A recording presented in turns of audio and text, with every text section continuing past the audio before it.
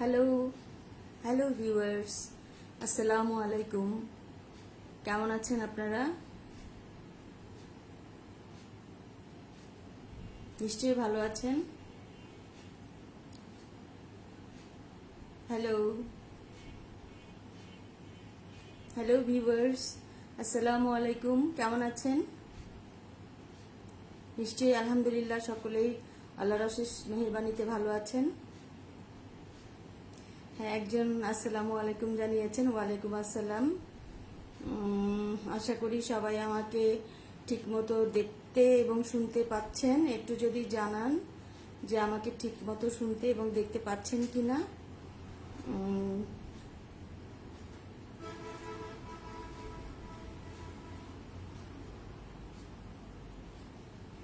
আলহামদুলিল্লাহ ভালো আছি। আপনি কেমন আছেন? আমি ভালো আছি। আপনারাও নিশ্চয়ই ভালো আছেন। আপনার পরিবারের সকলে নিশ্চয়ই ভালো আছেন।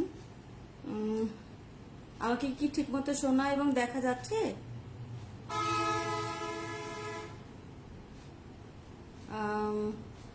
একটু যদি একটু যদি কেউ জানান যে আমাকে ঠিকমতো দেখা যাচ্ছে কিনা বা এবং শোনা যাচ্ছে কিনা একটু জানাবেন।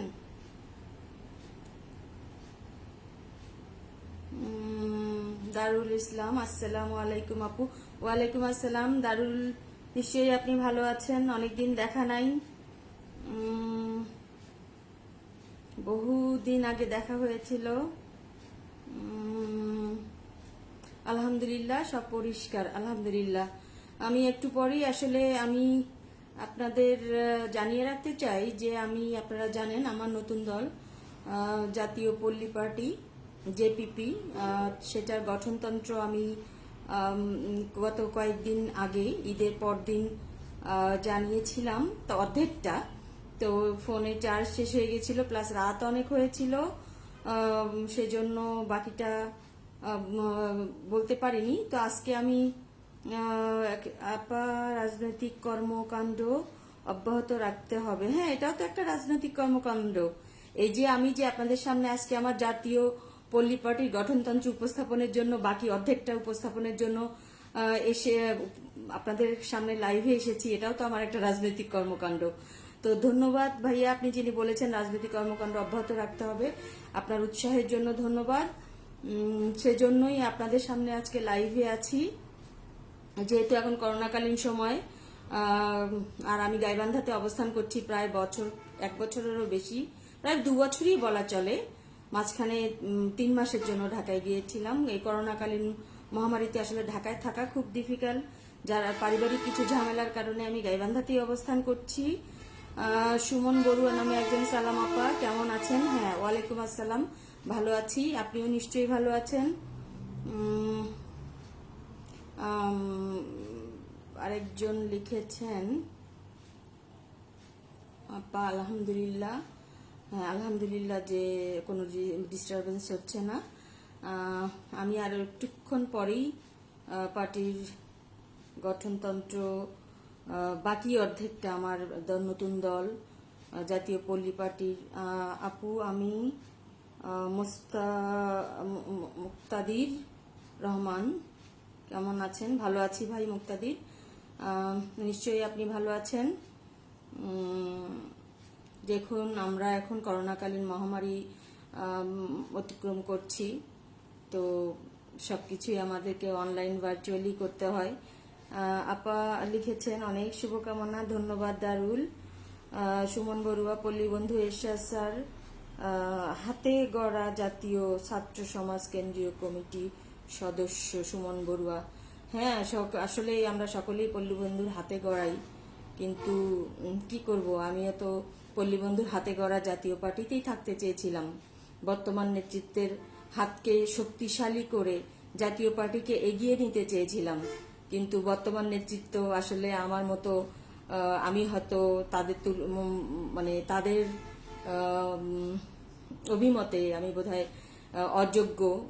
মানে এত উচ্চশিক্ষিত, এত রাজনৈতিক কর্মকাণ্ড চালিয়েও তৃণমূল থেকে শুরু করে কেন্দ্রীয় পর্যন্ত এত রাজনৈতিক কর্মকাণ্ড দলের জন্য রাত বিরাতে টকশো করে জানবাজি রেখে তবুও বোধহয় আমি আমার যোগ্যতা প্রমাণ করতে পারিনি। তৃণমূলের রাজনীতি করে, ইলেকশন করে, নৌকার এগেনস্টে ইলেকশন করেও বোধহয় আমি আমার যোগ্যতা প্রমাণ করতে পারিনি। আমি একজন ব্যারিস্টার হয়েও বোধহয় জাতীয় পার্টির বর্তমান নেতৃত্বের কাছে যোগ্য বলে গণ্য হয়নি, যার কারণে বর্তমান নেতৃত্ব আমাকে মাইনাস করেছেন। সো আমি বাধ্য হয়েই পল্লী বন্ধুর স্বপ্ন এবং আদর্শকে বাস্তবায়নের লক্ষ্যে আমি জাতীয় পল্লী পার্টি জেপিপি নামক আমার নতুন দল গঠন করার উদ্যোগ নিয়েছি। কারণ আমি তো পল্লী বন্ধুকে ভুলতে পারবো না কখনো। পল্লী বন্ধু আমাকে হাতে গড়িয়েছেন, তিনি আমাকে সৃষ্টি করেছেন, তিনি আমাকে রাজনীতিবিদ বানিয়েছেন, তাই না? তো আমি তো পল্লী বন্ধুর সে সকল শিক্ষা কোনো একজন বা একজন দুজন ব্যক্তির ইচ্ছার কারণে বিসর্জন দেব না। আমি 12 বছর তিল তিল করে আমার রাজনৈতিক কেরিয়ার গড়েছি। তো সেটা কোনো একজন ব্যক্তি আমাকে জাতীয় পার্টি থেকে মাইনাস করলো আর আমি একদম শেষ হয়ে গেলাম, আমি তা বিশ্বাস করি না। এবং আমার ধারণা আমার শুভাকাঙ্ক্ষীরাও তা বিশ্বাস করে না, যার কারণে শুভাকাঙ্ক্ষীদের সত্যি কথা শুভাকাঙ্ক্ষীদের কারণেই আজকে নতুন দল করার উদ্যোগ নিয়েছি। কারণ পল্লী বন্ধুর স্বপ্ন বাস্তবায়ন আমাকে করতেই হবে। পল্লী বন্ধুর আশার শেষ ইচ্ছা আমাকে পূরণ করতেই হবে। ওনার শেষ ইচ্ছা, উনি কেঁদে কেঁদেও বলে গিয়েছেন যে আমাকে তিনি একজন রাজনীতিবিদ হিসেবে দেখতে চান, একজন প্রতিষ্ঠিত রাজনীতিবিদ বানাতে চান। তো আমার সেই ইচ্ছা তো আমি একজন লিখেছেন আমরা আছি আপনার পাশে, আলহামদুলিল্লাহ, ধন্যবাদ আপনাদেরকে। আরেকজন লিখেছেন আপনি আছেন জনগণের মাঝে, আপনি তাদের কাছে যোগ্য না হলেও সাধারণ মানুষের কাছে যোগ্য, অসম্ভব ধন্যবাদ ভাইয়া এরকম কমেন্টস করার জন্য। এরকম আপনাদের মতো শুভাকাঙ্ক্ষীদের জন্যই মানে জাতীয় পার্টি থেকে মাইনাস হওয়ার পরেও রাজনীতি থেকে হয়তো বা মাইনাস হয়নি। তো আমি যোগ্য কি অযোগ্য, কিংবা আমাকে জনগণ ভালোবাসে কি বাসে না, মানে তারও একটা পরীক্ষা দিতে চাই। কারণ জীবনটাই গিয়েছে আমার পরীক্ষা দিতে দিতে। আমি সেই ছোট্টবেলা থেকে আমি যেমন পরিবারে জন্মগ্রহণ করেছি সেরকম পরিবার থেকে সত্যি কথা আজকে আমার ব্যারিস্টার হবার কথা না। সেরকম পরিবার থেকে আমার এরকম রাজনীতিবিদ এত মানে ন্যাশনাল জাতীয় পর্যায়ে রাজনীতিবিদ হওয়ার কথা না। হ্যাঁ, আমার পরিবার সবসময় সচ্ছল ছিল। আমার বাবা একজন প্রতিষ্ঠিত ব্যবসায়ী, কিন্তু আমার বলতে দ্বিধা নাই যে আমার পরিবার খুব একটা উচ্চ শিক্ষিত পরিবার নয়। আমার বাবা ছোটবেলা থেকে আমাদের অত্র এলাকার মধ্যে একজন প্রতিষ্ঠিত ব্যবসায়ী, তার পয়সার কখনো কোনো অভাব ছিল না। কিন্তু শুভকামনা ধন্যবাদ জানাই, যারা শুভকামনা জানাচ্ছেন তাদেরকে ধন্যবাদ। নাইস ইয়ার আপু, thank you so much, thank you. তো যা হোক, আজকে হয়তো আপনাদের আমার যে বড় হবার একটা জনগণের জন্য কিছু করবার যে আকাঙ্ক্ষা বা আমার যে একটা জিদ ছিল ছোটবেলা থেকে যে আমাকে বড় হতে হবে, আমাকে একটা কিছু হতে হবে। তো এই জিদটা হয়তো আমাকে অনেক দূর আসবার প্রেরণা জুগিয়েছে। এরপরেই বারেট ল করার পরেই পল্লী বন্ধুর সঙ্গে দেখা। তো তিনি হয়তো মানিকে মানিক চেনে, রতনে রতন চেনে। তো তিনি তো বাংলাদেশের জন্য একটা রত্ন ছিলেন। মানিক তিনি বাংলাদেশের জন্য মানে কি বলবো, হয়তো তাকে অনেকেই গালিগালাজ করতে পারে, কিংবা তাকে অনেকেই বাজে কথা বলতে পারে 2-4 জন। আবার তার শুভাকাঙ্ক্ষী সংখ্যাও কিন্তু কম না। কারণ আপনারা মনে রাখবেন, সেই আমাদের মাননীয় প্রধানমন্ত্রী থেকে শুরু করে পল্লী বন্ধু আলহাজ হোসেন মোহাম্মদ এরশাদ থেকে শুরু করে এবং যে মানে তৎকালীন বিরোধী দলীয় নেত্রী বা তৎকালীন প্রধানমন্ত্রী বেগম খালেদা জিয়াও কেউই কিন্তু আল্লাহর রহমত ছাড়া ওই পর্যায়ে যেতে পারে না। সো আপনারা আমার মতো 2-1 জন মানুষ তাদেরকে গালিগালাজ করে আসলে কোনো লাভ হয় বলে আমার মনে হয় না। কারণ আল্লাহর রহমত ছাড়া কেউ ওই পর্যায়ে যাওয়া কারো পক্ষে সম্ভব না, এটা আমি বিশ্বাস করি অন্তত। তো একজন লিখেছেন আমরা আছি, আপনি আছেন, আপনার সঙ্গে অসংখ্য ধন্যবাদ। ডাক্তার দেবাশিস সরকার দেখছেন, ডাক্তার দেবাশিস সরকার আপনাকে শুভকামনা জানাচ্ছি। এবং আপনি খুবই ভেরি রিসেন্টলি আপনি করোনায় আক্রান্ত হয়েছিলেন, আপনাকে আমি ফোন করেছিলাম। সম্ভবত হসপিটালে ছিলেন, আপনি ধরতে পারেননি, যার কারণে আমাদের আরেকজন বন্ধু তাকে ফোন করে আপনার খবরাখবর নিয়েছি। পরবর্তীতে ফেসবুকে আপনার স্ট্যাটাস দেখেছি, আলহামদুলিল্লাহ আপনি এখন সুস্থ আছেন।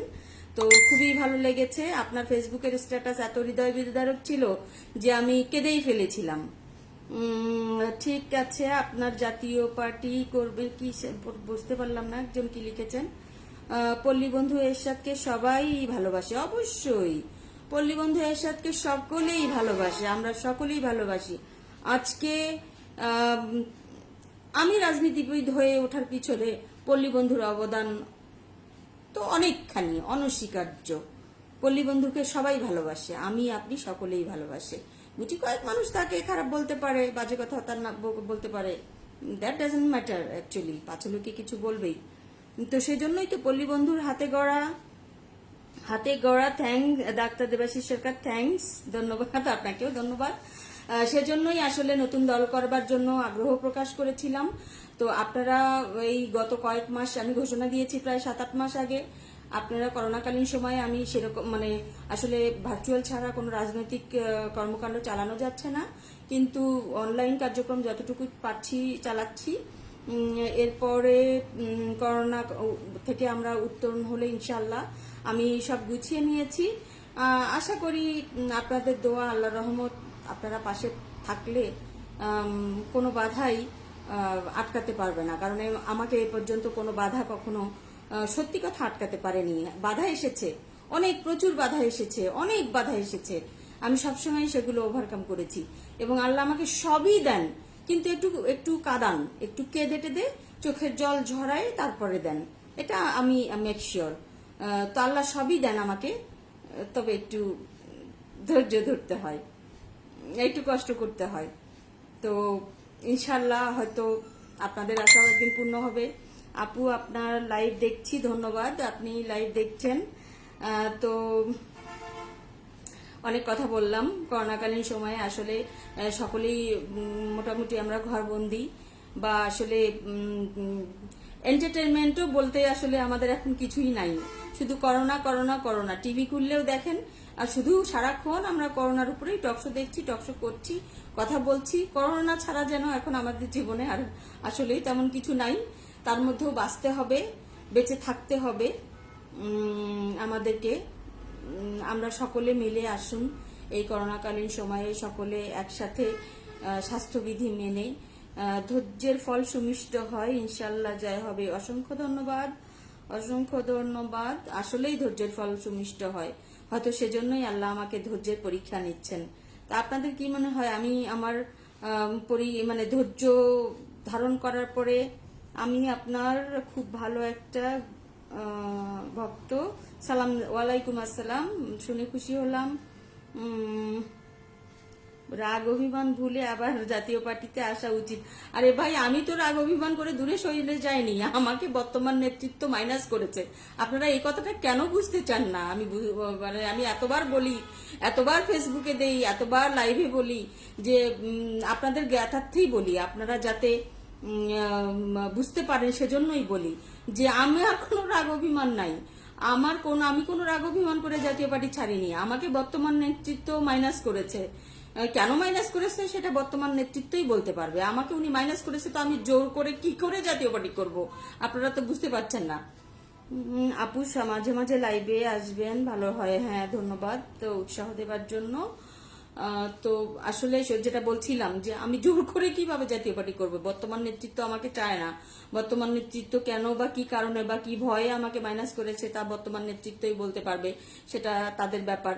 তো আমি তো জোর করে জাতীয় পার্টি করতে পারবো না, কারণ এখন এসএ সাহেব নাই, তো বুঝতেই পারছেন। তো বর্তমান নেতৃত্ব আমাকে না চাইলে আমি জাতীয় পার্টি করবো কি করে?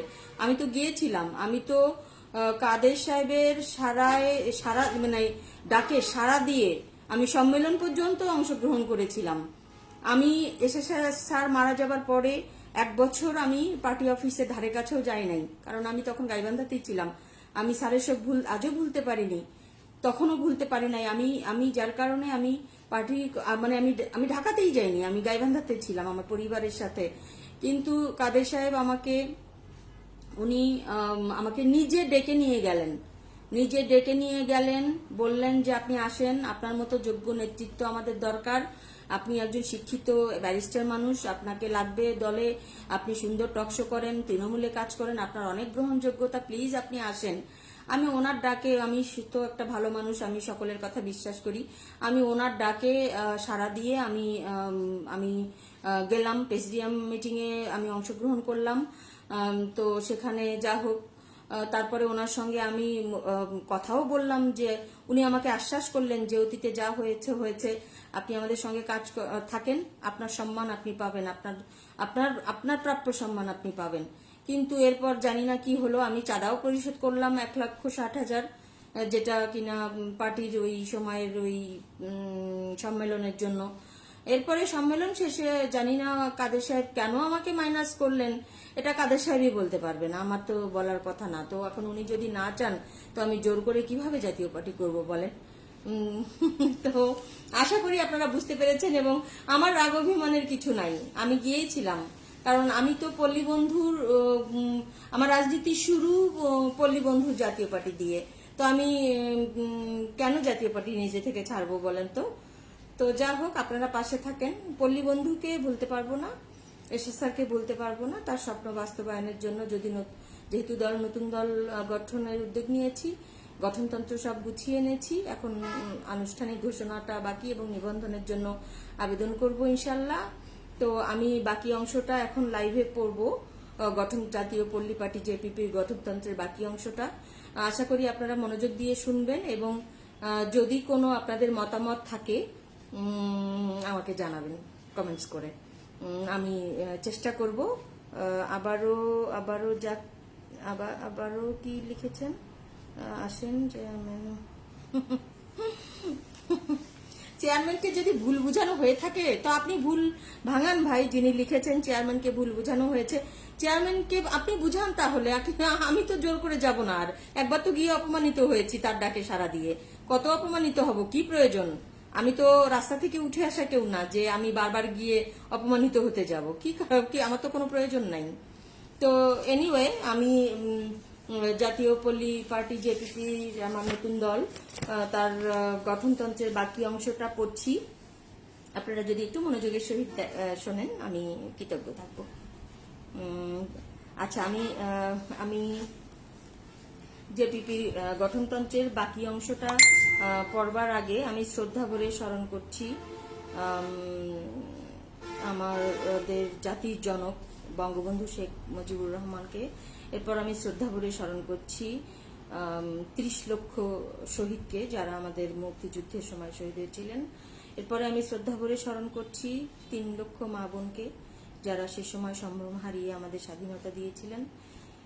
তারপর আমি শ্রদ্ধা ভরে স্মরণ করছি আমার রাজনৈতিক গুরু, আমার অভিভাবক, সাবেক রাষ্ট্রপতি পল্লীবন্ধু আলহাজ হোসেন মোহাম্মদ এরশাদ স্যারকে। আল্লাহ যেন তাকে বেহেশত নসিব করেন। আপনারা সকলেই স্যারের জন্য দোয়া করবেন, আমি জানি সকলেই করেন, তারপরেও আমার পক্ষ থেকে অনুরোধ থাকবে আপনারা সকলেই স্যারের জন্য দোয়া করবেন, যেন স্যারকে আল্লাহ বেহেশত নসিব করেন।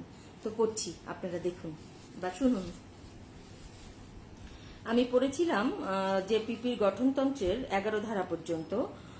আজকে আমি জেপিপির গঠনতন্ত্রের 12 ধারা পড়ছি। জাতীয় পল্লী পার্টির কর্মকর্তাগণের কার্যাবলী ও ক্ষমতা। প্রথমে আসবে উপধারায় চেয়ারম্যান, মাননীয় জাতীয় পল্লী পার্টির মাননীয় চেয়ারম্যানের ক্ষমতা। ক, জাতীয় পল্লী পার্টির চেয়ারম্যান হবেন একজন। জাতীয় পল্লী পার্টির চেয়ারম্যান জাতীয় পল্লী পার্টির সর্বপ্রধান কর্মকর্তা হিসেবে বিবেচিত হইবেন। খ, পার্টির চেয়ারম্যান জাতীয় পল্লী পার্টির কাউন্সিল, জাতীয় কমিটির সকল অধিবেশন, কার্যনির্বাহী কমিটির সভা এবং প্রেসিডিয়াম সদস্যদের সভায় সভাপতিত্ব করিবেন, এবং প্রয়োজন বোধে পার্টির গঠনতন্ত্রের যে কোনো ধারা ব্যাখ্যা করিয়া পার্টির যে কোনো স্তরের যে কোনো সদস্যকে রুলিং দিতে পারিবেন, এবং তাহার বিরুদ্ধে শাস্তিমূলক ব্যবস্থা গ্রহণ করিতে পারিবেন। আমাকে কি দেখা যাচ্ছে, শোনা যাচ্ছে? একটু কাইন্ডলি জানাবেন, শোনা যাচ্ছে কিনা? একটু জানাবেন শোনা যাচ্ছে কিনা।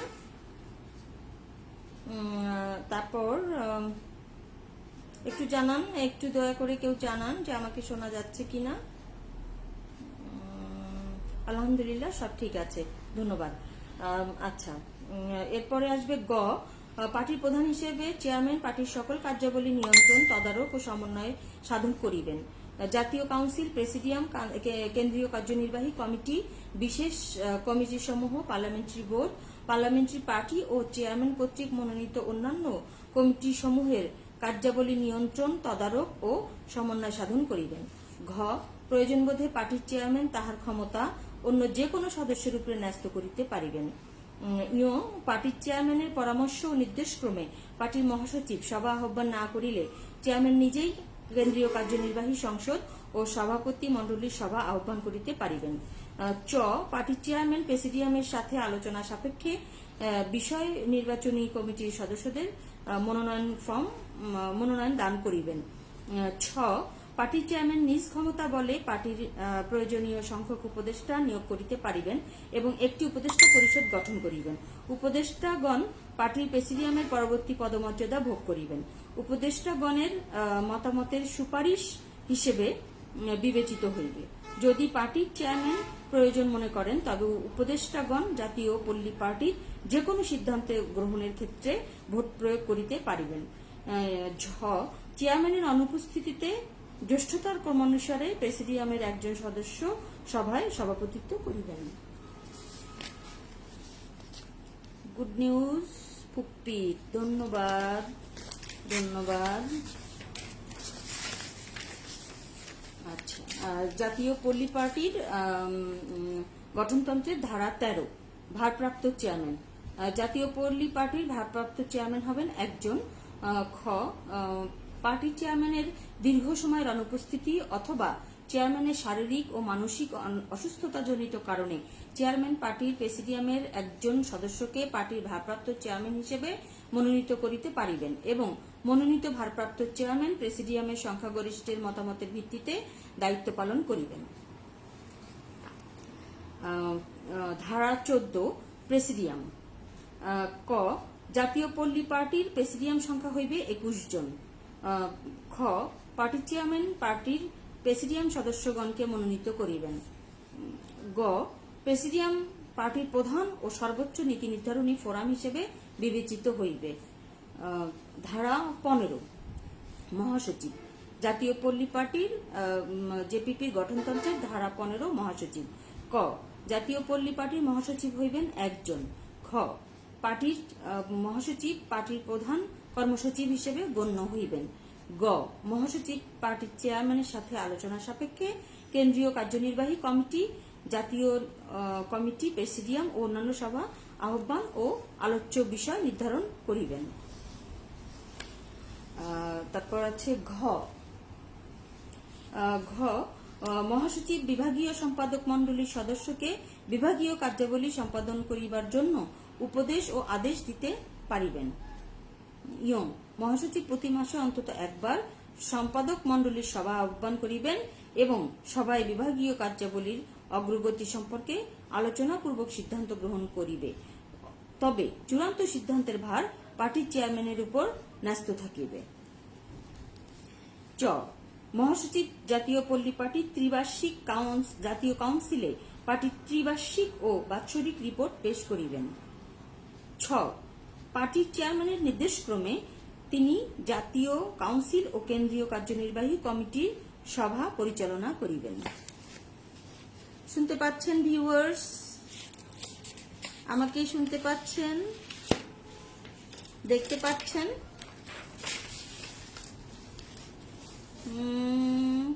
কেউ একটু জানান আমাকে দেখা যাচ্ছে কিনা, শোনা যাচ্ছে কিনা, কেউ একটু জানান।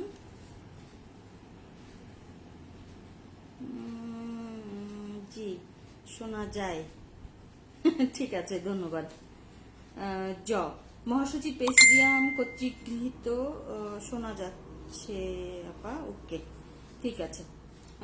জ। মহাসচিব প্রেসিডিয়াম কর্তৃক গৃহীত পরিকল্পনা ও কার্যক্রম বাস্তবায়নে প্রধান কর্মসচিব হিসেবে পদক্ষেপ গ্রহণ করিবেন।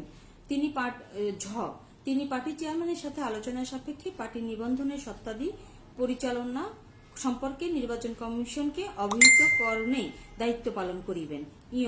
চেয়ারম্যানের সাথে আলোচনার ভিত্তিতে মহাসচিব রেজিস্টার্ড চার্টার্ড অ্যাকাউন্টেন্ট কর্তৃক নিরীক্ষিত পার্টির আয় ব্যয়ের হিসাব সময় মতো নির্বাচন কমিশনে জমা দিবেন।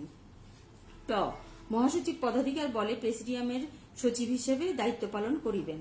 ঠ কোনো কারণে মহাসচিব দীর্ঘ সময় অনুপস্থিত থাকিলে কিংবা কোনো কারণে মহাসচিবের পদ শূন্য হইলে তদস্থলে যুগ্ম মহাসচিবগণের মধ্যে ক্রমানুসারে যিনি জ্যেষ্ঠতার প্রথমে থাকিবেন অথবা পার্টির চেয়ারম্যান যাকে উপযুক্ত মনে করিবেন তিনি ভারপ্রাপ্ত মহাসচিবের দায়িত্ব পালন করিবেন।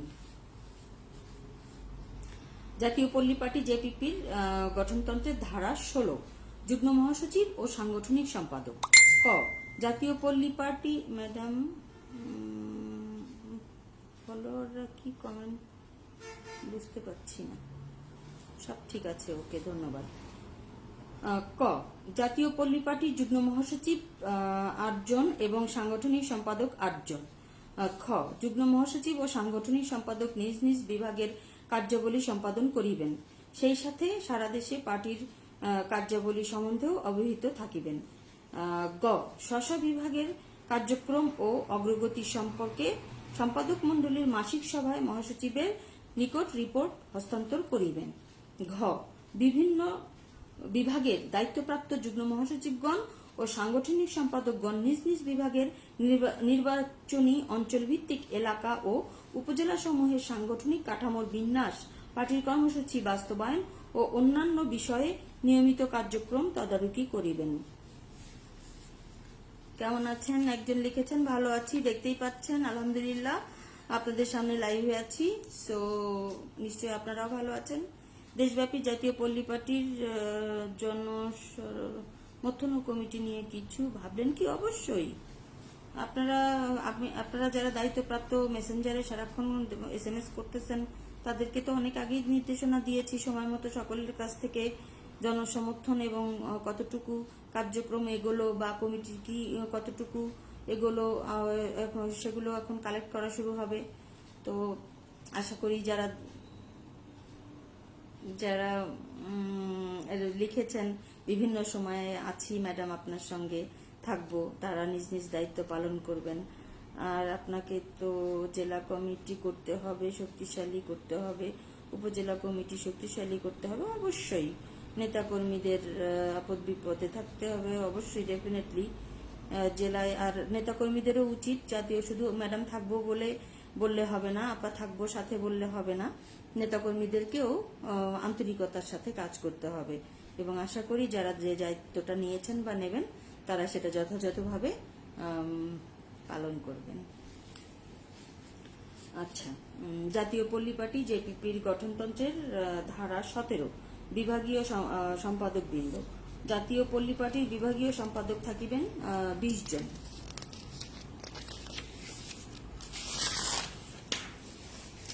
আমি করছি কি কজন সম্পাদক মণ্ডলী থাকবেন 20 জন। তাদের ক্রমানুসারে 1 আইন বিষয়ক সম্পাদক, 2 দপ্তর সম্পাদক, 3 অর্থ পরিকল্পনা বিষয়ক সম্পাদক, 4 আন্তর্জাতিক বিষয়ক সম্পাদক, 5 কৃষি ও সমবায় বিষয়ক সম্পাদক, 6 তথ্য ও গবেষণা বিষয়ক সম্পাদক, 7 ত্রাণ ও সমাজ কল্যাণ বিষয়ক সম্পাদক, 8 ধর্ম বিষয়ক সম্পাদক, 9 প্রচার ও প্রকাশনা সম্পাদক, 10 বন বিষয়ক সম্পাদক, 11 মহিলা ও শিশু বিষয়ক সম্পাদক, 12 বিজ্ঞান ও প্রযুক্তি বিষয়ক সম্পাদক, 13 মুক্তিযুদ্ধ বিষয়ক সম্পাদক, 14 যুব ক্রীড়া বিষয়ক সম্পাদক, 15 শিক্ষা বিষয়ক সম্পাদক, 16 শিল্প ও বাণিজ্য বিষয়ক সম্পাদক, 17 শ্রম জনশক্তি ও মানব সম্পদ বিষয়ক সম্পাদক, 18 সংস্কৃতি বিষয়ক সম্পাদক, 19 স্বাস্থ্য ও জনসংখ্যা বিষয়ক সম্পাদক।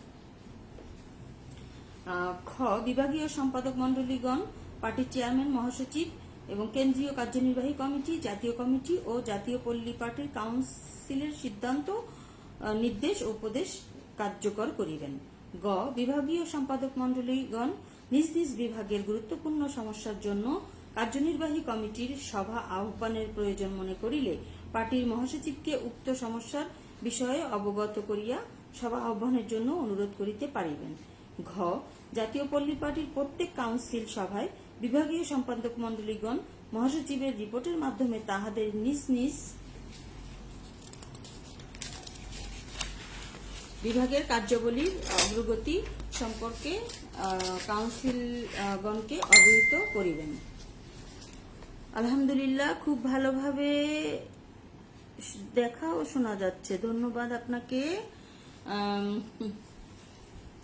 সেই সঙ্গে ভিউয়ার্স আপনাদেরকে বলছি, শুভাকাঙ্ক্ষীদের কাছে বলছি, যদি আমার এই পড়ার মাঝেও যদি আপনাদের কোথাও কোনো মনে হয় যে কোনো পরামর্শ কিংবা কোনো সংযোজন বিয়োজন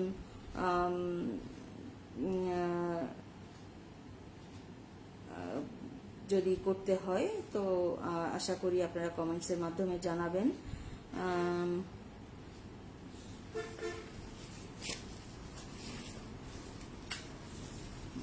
আপনার সাথে যোগাযোগ করা যায় না, এটা আপনাকে কে বলেছে ভাই? আপনার সঙ্গে যোগাযোগ করা যায় না, কেন যায় না আপনি সেটা ভালো জানেন। তবে হ্যাঁ, আমি একটু কথা বলে রাখি, অনেকেই আছেন শুধু গল্প করার জন্য আমাকে মেসেজ বা ফোন করে অনেকেই এরকম করেন। তো আপনাদের মনে রাখা উচিত যে সারা বাংলাদেশ থেকে আমাকে ফোন করে, সারা বাংলাদেশ থেকে আমাকে SMS করে। আমি প্রত্যেকের SMS ফলো করি, প্রত্যেকের SMS আমি চেক করি। তো সকলকে যদি আমি আলাদা আলাদা করে সালাম আর ওই কেমন আছি ভালো আছি এটার উত্তর দিতে যাই, তাহলে সারাদিন আমার আর কোনো কাজ হবে না, শুধু সারাদিন মেসেঞ্জারে আমাকে বসে থাকতে হবে। আমি আশা করব আপনাদেরকে আপনারা এটা আমাকে ক্ষমা সুন্দর দৃষ্টিতে দেখবেন।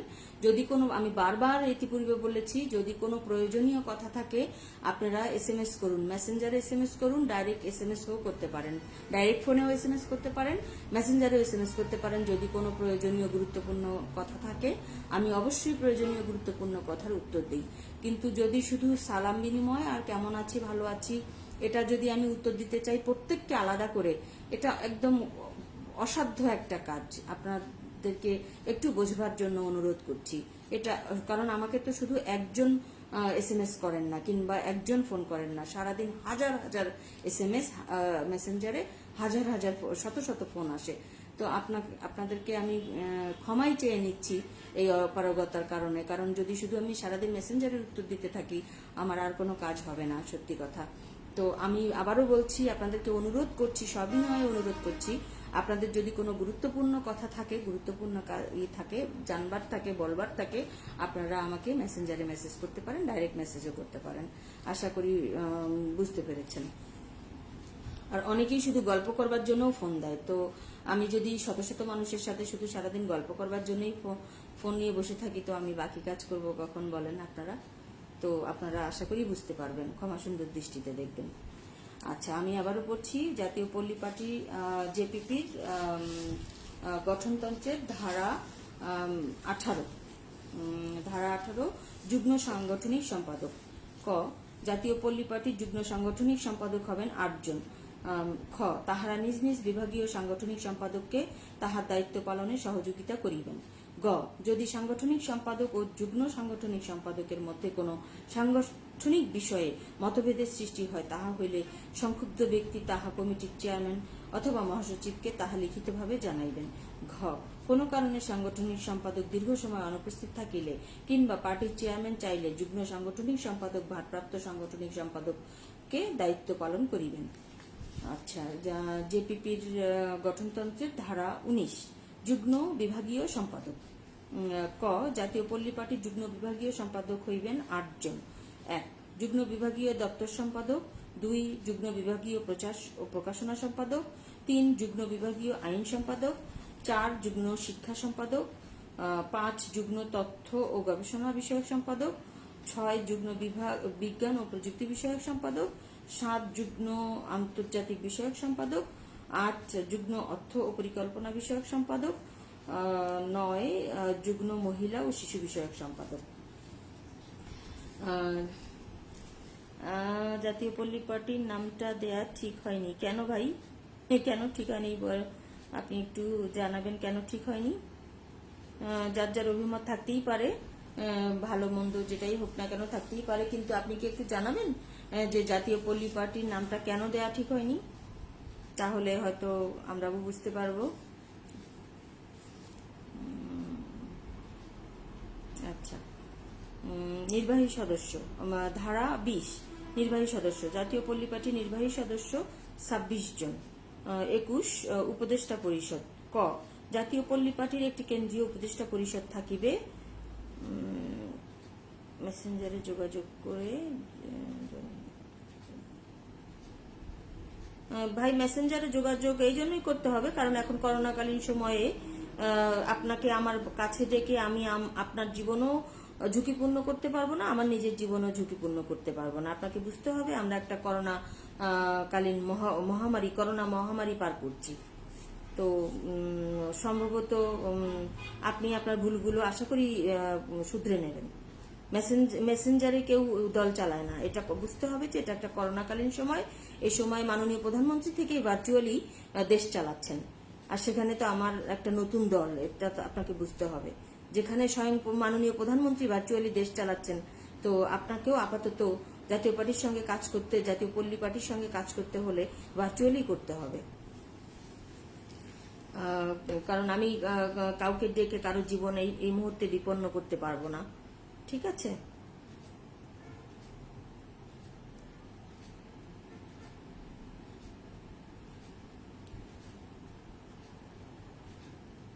আপনার উত্তরোত্তর সাফল্য কামনা করছি, ধন্যবাদ আপনাকে। উপদেষ্টা পরিষদ, জাতীয় পল্লী পার্টির একটি উপদেষ্টা পরিষদ থাকিবে। উপদেষ্টা পরিষদের সদস্য সংখ্যা হইবে 31 জন। তবে পার্টির চেয়ারম্যান প্রয়োজনে উপদেষ্টা পরিষদের সংখ্যা বৃদ্ধি করিতে পারিবেন। পার্টির চেয়ারম্যান উপদেষ্টা পরিষদের সদস্যবৃন্দকে মনোনীত করিবেন।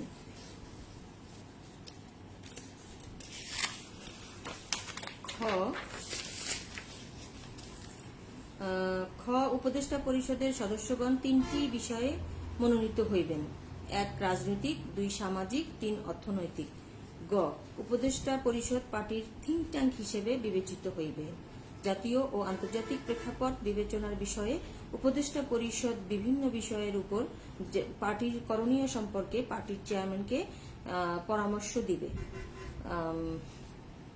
আসলেই থিঙ্ক ট্যাঙ্ক, এটা একটা জাতীয় পল্লী পার্টি জেপিপির উপদেষ্টা পরিষদের বিষয়গুলো পড়তে গিয়ে আমার নিজের কথাই মনে হচ্ছে যে আসলেই একটা দলের বা যে কোনো একটা সংগঠনের বলেন বা যে কোনো কোম্পানি বলেন, ব্যবসা বলেন, যেখানে উপদেষ্টা পরিষদ আসলেই একটা থিঙ্ক ট্যাঙ্ক।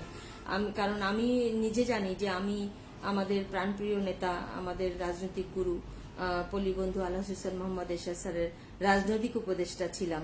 এটা যে আমার কত বড় সম্মান, এটা যে আমার জন্য কত বড় সম্মানের, এটা যে আমার জন্য আমাকে রাজনৈতিক কোথায় নিয়ে গেছে অবস্থানটা আমি নিজেও মাঝে মাঝে ভাবি যে আমি একজন প্রয়াত উপদেষ্টা কমিটি দলের জন্য অন্যতম এবং গুরুত্বপূর্ণ বিষয়। অবশ্যই ভাই, আমি নিজেও স্যারের রাজনৈতিক উপদেষ্টা ছিলাম, তো নিজে বুঝি আসলে। তো আমি নিজেকে আমি তো গর্বিত যে আমি প্রয়াত সাবেক রাষ্ট্রপতির একজন দলের চেয়ারম্যানের, একটা বৃহৎ রাজনৈতিক দলের চেয়ারম্যানের রাজনৈতিক উপদেষ্টা ছিলাম। এটা আমার জন্য অনেক বড় পাওয়া। আমি তো মনে করি প্রেসিডিয়ামের থেকেও এটা আমার জন্য বড় পাওয়া ছিল, যদিও সম্মানের দিক থেকে প্রেসিডিয়াম উপরে, কিন্তু আমি মনে করি প্রেসিডিয়ামের থেকেও রাজনৈতিক উপদেষ্টার পদটা আমার জন্য অনেক বেশি সম্মানের ছিল। আপা, আপনার তুলনা আপনি নিজেই। অসংখ্য ধন্যবাদ, অসংখ্য ধন্যবাদ।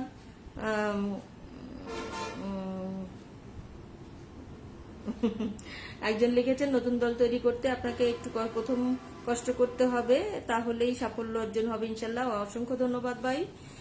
কষ্ট তো করতেই হবে, ডেফিনেটলি কষ্ট করতে হবে, কষ্ট ছাড়া কেষ্ট মেলে না। ধন্যবাদ, অসংখ্য ধন্যবাদ। বাকিটা পড়ছি, শুনুন। উপদেষ্টা পরিষদ পার্টির থিঙ্ক ট্যাঙ্ক হিসেবে বিবেচিত হইবে।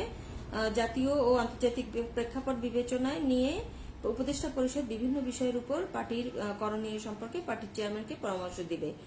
ঘ, পার্টির জেলা, মহানগর, উপজেলা, থানা ও ইউনিয়ন পর্যায়েও কেন্দ্রের অনুরূপ উপদেষ্টা পরিষদ থাকিবে।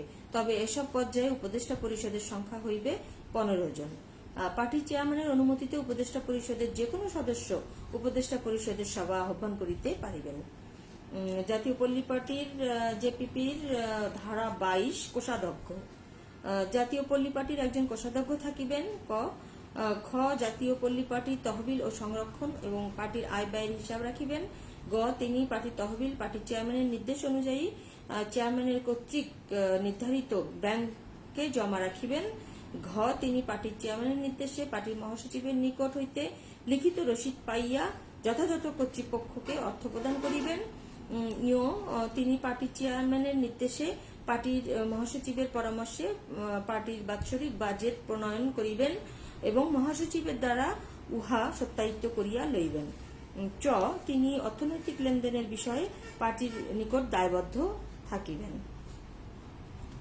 আপনার দল জেপিপি কি বাংলাদেশের ইতিহাস সরকার বুঝলাম না।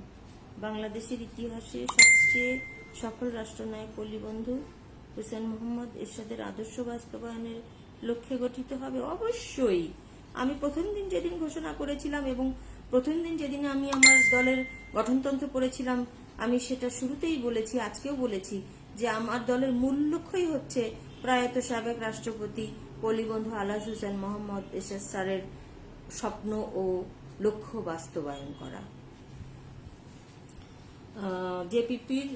জেপিপির ধারা 23 জাতীয় পল্লী পার্টির কেন্দ্রীয় নেতৃত্বের পদমর্যাদা।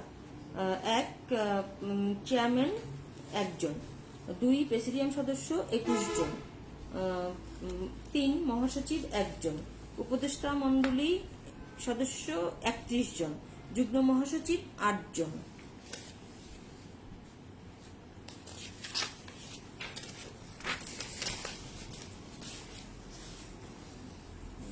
তারপর 6 সাংগঠনিক সম্পাদক 8 জন, বিভাগীয় সম্পাদক 20 জন, যুগ্ম সাংগঠনিক সম্পাদক 8 জন, যুগ্ম বিভাগীয় সম্পাদক 8 জন, নির্বাহী সদস্য 26 জন। জেপিপির ধারা 24 সহযোগী সংগঠন। ক জাতীয় পল্লী পার্টির নীতি আদর্শ উদ্দেশ্য প্রচার ও প্রকাশের ভিত্তিতে জাতীয় পল্লী পার্টির নিম্নোক্ত সহযোগী সংগঠন থাকিবে। 1 জাতীয় যুব পল্লী পার্টি, জাতীয় যুব মহিলা পার্টি, জাতীয়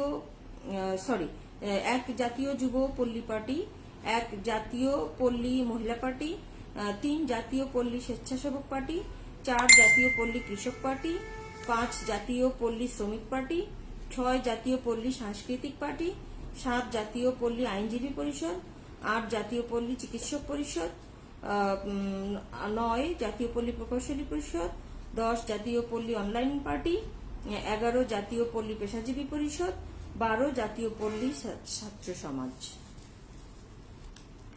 এখানে আপনারা বলতে পারেন একটা বিষয় যে সকল অঙ্গ সংগঠনের আপনাকে পরামর্শ বা নির্দেশনা দিলাম, দেখবেন না ভাই, পরামর্শ তো দিতেই পারেন, কিন্তু সেটা বাস্তবতা নিরিখে তো বলতে হবে। তবুও বলেছেন পরামর্শ অবশ্যই গ্রহণযোগ্য। আপনি দোয়া করবেন যেন আমরা করোনা থেকে উত্তরণের পর আমরা যেন মানে ভার্চুয়াল জগৎ থেকে বেরিয়ে আবার সেই স্বাভাবিক জীবনে ফিরে আসতে পারি, তখন ইনশাল্লাহ আমাদের সবকিছুই হবে বলে আশা রাখি। আরেকটা পল্লী পার্টিতে কাজ করার জন্য আপনার অনুমতির অপেক্ষায়। কোনো ভাই অনুমতির কোনোই প্রয়োজন নেই। জাতীয় পল্লী পার্টিতে সবার জন্য ওপেন, সবার জন্য জাতীয় পল্লী পার্টির দরজা খোলা। শুধু পল্লী পার্টির যে জাতীয় সদস্য হবার জন্য যে যোগ্যতা লাগবে সেটা আমি আগের দিন পড়েছিলাম, শুধু সেটুকু থাকলেই চলবে। তো পল্লীবন্ধু এরশাদ সাহেবের প্রতি শ্রদ্ধা রেখেই মনে হয় জাতীয় পল্লী পার্টির নাম দিয়েছেন। অবশ্যই স্যারের নামের প্রতি শ্রদ্ধা রেখেই জাতীয় পল্লী পার্টি নাম দিয়েছি। আর প্রত্যেক অঙ্গ সহযোগী সংগঠনের আগে পল্লী কথাটা শুনলেই যেন পল্লী বন্ধুর কথা মনে আসে, সেজন্যই আমরা পল্লী কথাটা স্যারের নাম থেকে নিয়েছি। কারণ বুঝতেই পারছেন পুরোটা হয়তো দিলে মানে বলবার বা শুনবার একটা সহজ লভ্যতারও ব্যাপার আছে। অবশ্যই স্যারের প্রতি শ্রদ্ধা রেখেই পল্লী শব্দটা ব্যবহার করেছি। খ উপরোক্ত সহযোগী সংগঠন ছাড়াও সময়ের প্রয়োজনে পার্টির চেয়ারম্যান প্রেসিডিয়ামের সাথে আলোচনা সাপেক্ষে সময় উপযোগী অন্যান্য সহযোগী সংগঠনের অনুমোদন দিতে পারিবেন। গ সহযোগী সংগঠনের সভাপতি ও সাধারণ সম্পাদক বৃন্দ জাতীয় পল্লী পার্টির চেয়ারম্যান ও মহাসচিবের পরামর্শক্রমে তাহাদের নিজ নিজ সংগঠন পরিচালনা করিবেন। ঘ সহযোগী সংগঠনগুলোর কেন্দ্রীয় কমিটি জাতীয় পল্লী পার্টির মহাসচিবের সুপারিশ ক্রমে পার্টির চেয়ারম্যান অনুমোদন করিবেন।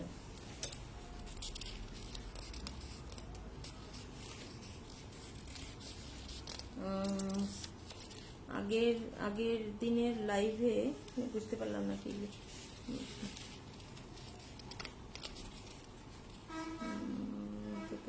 জনগণের পার্টি, সুতরাং এখানে কারো অনুমতির প্রয়োজন হয় না। অবশ্যই সবাই নিজ নিজ অবস্থান থেকে কাজ করে যাবেন, ইনশাল্লাহ জয় হবেই। হ্যাঁ, একজন কমেন্ট করেছেন শুরুটা ক্ষুদ্র থেকেই হয়, ধন্যবাদ আপনাকে। সহযোগী সংগঠনের সভাপতি ও সাধারণ সম্পাদক ওয়ার্ড, ইউনিয়ন, উপজেলা ও পৌর, জেলা ও মহানগর পর্যায়ে তাহাদের নিজ নিজ সংগঠনের কমিটি করিতে প্রয়োজনীয় ব্যবস্থা গ্রহণ করিবেন। চ সহযোগী সংগঠনগুলো তাহাদের যে কোনো কাজের জন্য জাতীয় পল্লী পার্টির চেয়ারম্যান ও জাতীয় পল্লী পার্টি ও চেয়ারম্যানের কাছে দায়বদ্ধ থাকিবে। ছ সহযোগী সংগঠনের সভাপতি, সাধারণ সম্পাদক সহ নির্দিষ্ট সংখ্যক সদস্য জাতীয় পল্লী পার্টি সংশ্লিষ্ট স্তরের ডেলিগেট হিসেবে গণ্য হইবে। ঝ সহযোগী সংগঠনের সভাপতি ও সাধারণ সম্পাদক জাতীয় পল্লী পার্টির সংশ্লিষ্ট স্তরের সভায় আমন্ত্রণ সাপেক্ষে যোগদান করিতে পারিবেন। ঝ সহযোগী সংগঠনগুলো তাহাদের স্ব সংগঠনের মনোগ্রাম ব্যবহার করিতে পারিবেন, তবে শর্ত থাকে যে জাতীয় পল্লী পার্টির মনোগ্রাম ও পতাকা তাহাদিগকে যথাযথ মর্যাদার সহিত ব্যবহার করিতে হইবে। আশা করি শুনতে দেখতে পাচ্ছেন, কোনো অসুবিধা হচ্ছে না। আশা করি শুনতে পাচ্ছেন ঠিক মতো। যদি একটু জানাবেন যে শুনতে পাচ্ছেন কিনা ঠিক মতো, কারণ শুনতে যদি না পান তাহলে কষ্ট করে আসলে লাইভে থেকে কোনো লাভ হবে না। শুনতে পাচ্ছেন আশা করি, একটু জানাবেন একটু কেউ, কোনো সমস্যা নেই, ধন্যবাদ। ঠিক আছে, এখন জাতীয় পল্লী পার্টি জেপিপির ধারা 25 জাতীয় পল্লী পার্টির কার্যনির্বাহী কমিটির সভা। ক চেয়ারম্যানের পরামর্শক্রমে মহাসচিব জাতীয় পল্লী পার্টির কার্যনির্বাহী কমিটির সভা আহ্বান করিবেন। চেয়ারম্যানের নির্দেশক্রমে মহাসচিব কার্যনির্বাহী কমিটির সভা আহ্বান করিতে বাধ্য থাকিবেন। চেয়ারম্যানের নির্দেশক্রমে মহাসচিব সভা আহ্বান না করিলে চেয়ারম্যান নিজেই সভা আহ্বান করিতে পারিবেন। সাধারণত কার্যনির্বাহী সভায় 1/3 সদস্যের উপস্থিতিতে কোরাম হইবে, তবে জরুরি সভার জন্য 1/4 সদস্যের উপস্থিতিতে কোরাম হইবে। খ প্রতি 3 মাসে কমপক্ষে একবার সভা অনুষ্ঠিত হইবে। ম্যাডাম, আর একটা কথা বললাম আপনাকে, এখন লাইভে প্রত্যেক সপ্তাহে আসতে হবে, নেতাকর্মীদের সাথে যোগাযোগ রাখবেন, দিক নির্দেশনামূলক কথাবার্তা বলবেন, তাহলে আপনার সাফল্য অর্জন করতে পারবেন। অবশ্যই আমি চেষ্টা করব অন্তত প্রতি সপ্তাহে একবার লাইভে আসার জন্য, তাতে করে নেতাকর্মীদের কার কি অভিমত বা কার কি কার্যক্রম সেগুলো আপনারা আমাকে লাইভে সরাসরি আমার সঙ্গে শেয়ার করতে পারেন। ঠিক আছে, ইনশাল্লাহ সব ঠিকঠাক আছে। আপনার লাইভ চালিয়ে যান ম্যাডাম, ধন্যবাদ আপনাকে। আচ্ছা, গ সাধারণত চেয়ারম্যানের সাথে আলোচনা ক্রমে মহাসচিব সাধারণ সভার জন্য 7 দিন এবং জরুরি সভার জন্য কোনো নির্দিষ্ট সময়ের নোটিশের প্রয়োজন হইবে না। ঘ পার্টির প্রেসিডিয়ামের সভা কমপক্ষে 3 মাসে একবার অনুষ্ঠিত হইবে। উক্ত সাধারণ সভায় সবার জন্য 7 দিন এবং জরুরি সভার জন্য কোনো নির্দিষ্ট সময়ের নোটিশের প্রয়োজন হইবে না। সাধারণ সভার জন্য 1/3 এবং জরুরি সভার জন্য 1/4 সদস্যের ভিত্তিতে কোরাম হইবে। আপনাকে ধন্যবাদ, শোনা যাচ্ছে, ধন্যবাদ, সব ঠিকঠাক আছে, ধন্যবাদ। আচ্ছা, সবাই বোর হয়ে যাচ্ছেন না তো? আল্লাহ, আমার ফোনের ব্যাটারি লো দেখাচ্ছে, হয়তো খুব শীঘ্রই আমি অফ হয়ে যাব। তাহলে যদি আজকে লাইভে আর আসতে না পারি, জানি না আরেকটা ফোন থেকে আসতে পারবো কিনা। যদি আরেকটা ফোন থেকে আসতে পারি তাহলে আসবো, আর যদি অফ হয়ে যায় লাইভে আজকে, যদি হঠাৎ করে বন্ধ হয়ে যায়, তাহলে সকলে ক্ষমা সুন্দর দৃষ্টিতে দেখবেন আশা করি। ব্যাটারি লো দেখাচ্ছে। আচ্ছা, আমি তবু কন্টিনিউ করে যাচ্ছি। ধারা 26 পার্লামেন্টারি বোর্ড।